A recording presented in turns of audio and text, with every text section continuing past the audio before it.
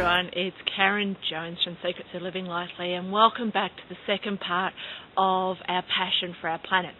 Just to refresh on last week, it was looking at what your impact is. So I'm really hoping that as you sit down and watch this, you have gone away and done your ecological footprint.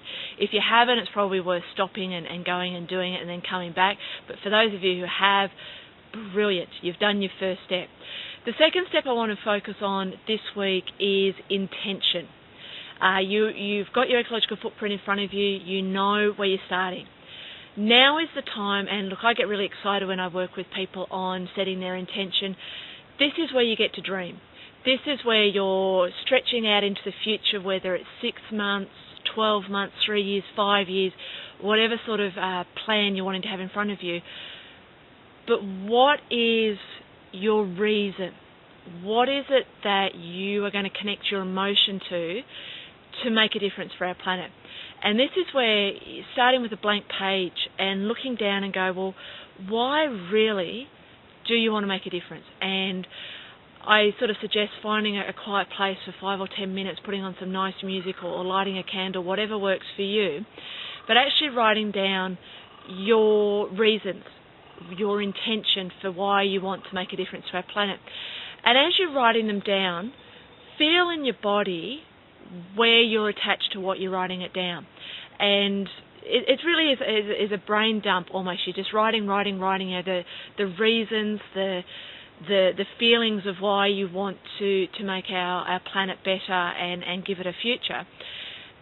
And what you're looking for is the 1 to 3 things that you have emotional connection to, the things that really get your juices going, the things that you would get out of bed each morning to do.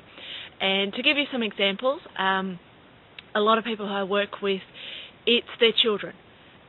They're really seeing that they've given birth to these amazing human beings that are going to inherit the planet. And these people are starting to think, well, what am I leaving as inheritance? Grandchildren, some of the most inspiring senior citizens and great-grandchildren have suddenly realised after 6 or 7 decades on the planet that they suddenly need to start doing something. They want their grandchildren to really appreciate the beauty of our planet. So as you can see from me talking, it's a reason that's got emotion. For me personally, and we've got a beautiful kookaburra in the background there, it's about biodiversity. It's about the animals. Animals don't really have a voice in our society. They're not there in Parliament making decisions.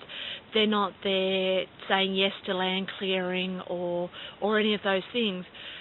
And yet I've seen the beauty of their habitat and their places. So what gets me up each morning is knowing that everything I try and do is giving a future to future generations of our animals, whether it's our kookaburras, our wombats, the goannas, any sort of animal, the polar bears, the mountain pygmy possums.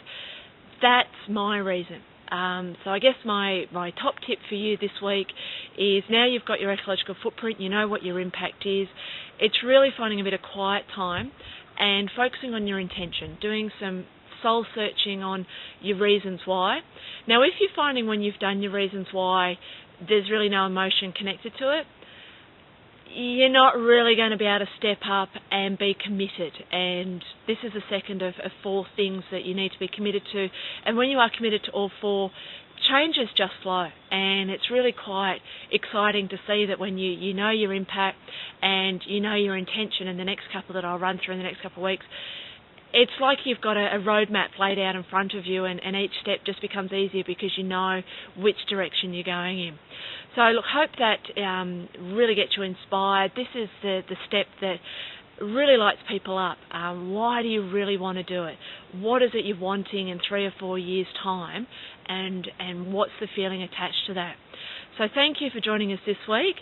Enjoy living lightly, and if you have any questions, please contact us at info@secretsoflivinglightly.com.